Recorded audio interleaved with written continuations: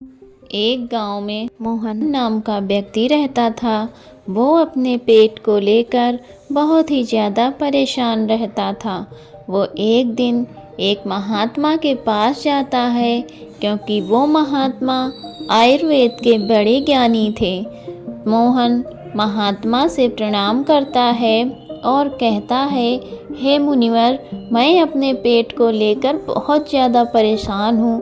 मेरे पेट में दिन प्रतिदिन समस्याएं उत्पन्न होती जा रही हैं। मेरा पेट अच्छे से साफ नहीं होता है। मेरे पेट में बहुत जलन होती है। इसके अलावा मुझे मल त्याग करने में भी बहुत ज़्यादा दिक्कत होती है। अगर मैं संक्षेप में कहूँ तो मेरे पेट की पाचन क्रिया समय से पहले ही मेरा साथ छोड़ दे रही है। हे मुनिवर, कृपया आप मुझे कोई ऐसा समाधान बताइए जिससे मैं अपना पेट आसानी से साफ कर सकूं और पेट की इन सभी समस्याओं से हमेशा हमेशा के लिए निजात पा सकूं। पहले तो उस महात्मा ने मोहन की सभी बातों को ध्यानपूर्वक सुना और फिर कहा, हमारे आयुर्वेद के सिद्धांत के अनुसार जितना समय आपको पेशाब करने में लगता है उतना ही समय पेट साफ होने में भी लगना चाहिए, तभी आप स्वस्थ हैं। लेकिन बहुत सारे लोग टॉयलेट में बहुत देर तक बैठे रहते हैं, मोबाइल चलाते रहते हैं। इसके बावजूद उनका पेट ठीक से साफ नहीं हो पाता। इसी कारण से उनके मन का संतुलन पूरे दिन बिगड़ा रहता है। बेचैनी, घबराहट, किसी काम में मन न लगना, ये सब ठीक से पेट साफ ना होने की वजह से ही होता है। जब भी आप अपनी किसी भी बीमारी का इलाज आयुर्वेदिक पद्धति के अनुसार करवाते हैं तो सबसे पहले आपके पेट की सफाई की जाती है। ये अपने आप में पूरा इलाज नहीं है, लेकिन ये शरीर के सुधार के लिए बुनियादी वातावरण पैदा करता है। कोई भी दवा तभी ठीक प्रकार से काम करेगी जब आपका पेट साफ होगा, वरना तो आप कितनी भी दवाइयाँ ले लें, कितना भी इलाज कराएं, कोई फर्क पड़ने वाला नहीं है।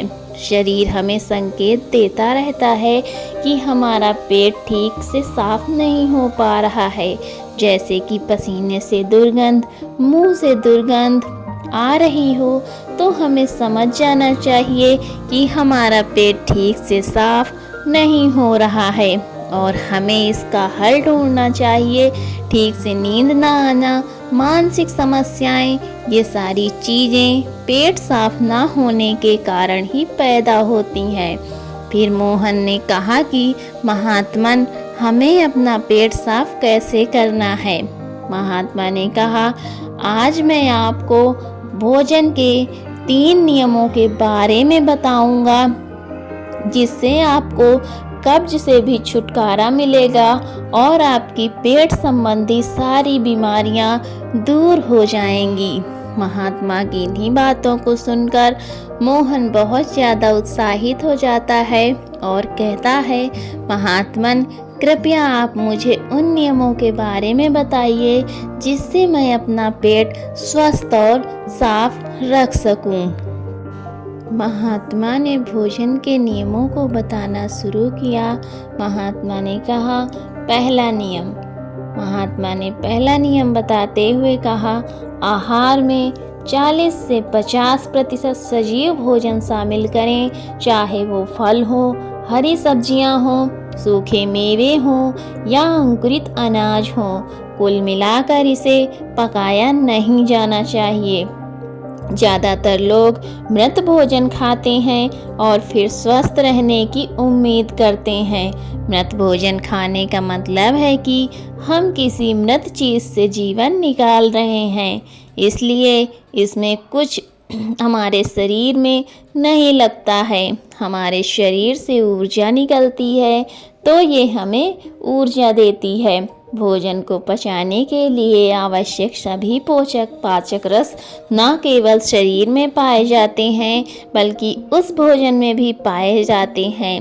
लेकिन जब हम उस भोजन को पकाते हैं तो उसमें से बहुत से पाचक रस नष्ट हो जाते हैं, और जब हम बिना पाचक रसों के खाना खाते हैं तो हमारे शरीर को उन सभी पाचक रसों को दोबारा बनाना पड़ता है जो नष्ट हो गए हैं। लेकिन किसी व्यक्ति का पाचन तंत्र कितना भी अच्छा क्यों ना हो, वो उन सभी पाचक रसों को दोबारा नहीं बना सकता है जो नष्ट हो गए हैं। मोहन ने पूछा, महात्मन, दूसरा नियम क्या है? महात्मा ने कहा, दूसरा नियम शुद्ध शाकाहारी भोजन खाएं, यानी जो भोजन पेड़ों से मिलता है, जानवरों से नहीं। मांस, मछली, अंडा ना खाएं। प्रकृति ने हमारे शरीर को जानवरों को खाने के लिए नहीं बनाया है। और तीसरा नियम, महात्मा ने तीसरा नियम बताया कि बासी भोजन या लंबे समय तक रखा हुआ भोजन नहीं करना चाहिए।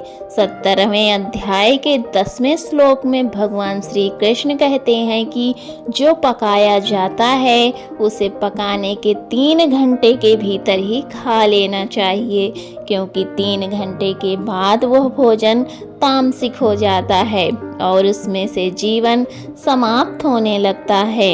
इसलिए भारतीय यौगिक संस्कृति में पका हुआ भोजन किया जाता है। 3 घंटे से ज़्यादा रखा तो खाया नहीं। हमारे पूर्वजों ने भी इसी नियम का पालन किया था, इसलिए खाना सीधे चूल्हे से उनकी थाली में आ जाता था। लेकिन आजकल ज़्यादातर लोग सुबह का खाना शाम को खाते हैं और रात का बचा हुआ खाना सुबह खाते हैं और कई बीमारियों को निमंत्रण देते हैं। महात्मा ने मोहन को तीनों नियम बताने के बाद अपने ध्यान केंद्र में लग गए और मोहन ने महात्मन को प्रणाम किया और वहाँ से चला गया। तो दोस्तों, यदि आप भी इन 3 नियमों का पालन करोगे तो आपकी भी बीमारियां ठीक हो जाएंगी, आप भी ठीक हो जाओगे। ऐसी कहानी सुनाने का मकसद ये है कि इंसान अपना इलाज खुद करना सीखे। लेकिन हमारे आयुर्वेद में वाघभट्ट जी ने ऐसे बहुत सारे तरीके बताए हैं जिनसे घरेलू नुस्खे अपनाकर अपने शरीर को हमेशा हमेशा के लिए स्वस्थ रखा जा सकता है। तो दोस्तों, कैसी लगी आज की कहानी आपको? उम्मीद करती हूँ कि आज की कहानी से आपने कुछ न कुछ तो ज़रूर सीखा होगा। तो मिलती हूँ आपसे अगली कहानी में, तब तक अपना ख्याल रखें। और हाँ, अगर अभी तक आपने मेरे चैनल को सब्सक्राइब नहीं किया है तो प्लीज़ मेरे चैनल को सब्सक्राइब करिए और मेरे वीडियो को लाइक करिए। वीडियो में अंत तक बने रहने के लिए आपका बहुत बहुत धन्यवाद।